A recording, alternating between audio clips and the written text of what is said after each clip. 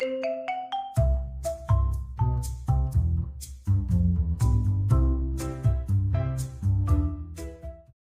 you ever wondered about those ancient laws that seem to just disappear?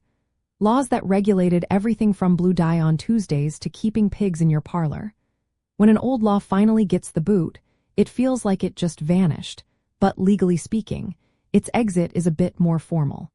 It is not just erased from the books the moment someone decides it is outdated. There is a precise moment when a repealed law officially stops having any power.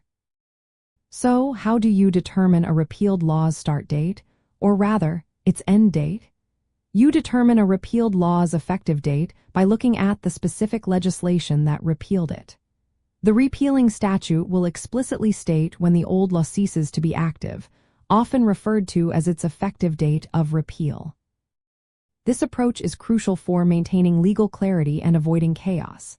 Imagine if laws simply vanished without a clear timeline. The legislative body, like a state legislature or a city council, decides on an effective date for the repeal. Sometimes, the repeal is effective immediately upon the new legislation becoming law. Other times, they set a future date, perhaps to allow people or businesses to adjust, or to coincide with the start of a new fiscal year.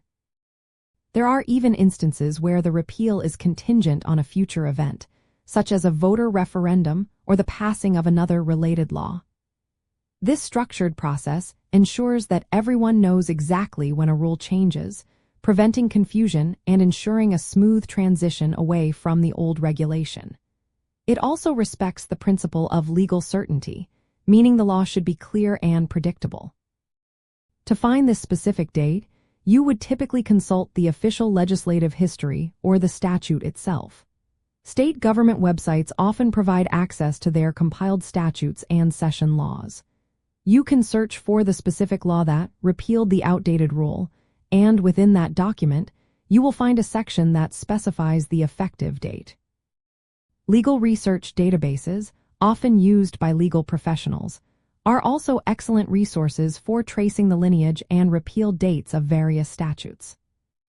This careful dating process also touches upon important legal principles like saving clauses.